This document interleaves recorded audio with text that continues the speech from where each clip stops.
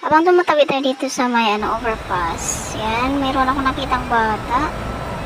Yan siya guys, nagsusulat. So, tinanong ko kung ano. Ayan. Ganda ng sulat kamay niya.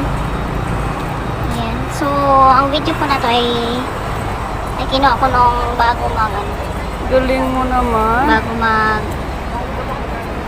enrollment. July 2 ata yun. Ano sinusulat mo? Ha? Ha? Assignment mo? May assignment ka na kaagad?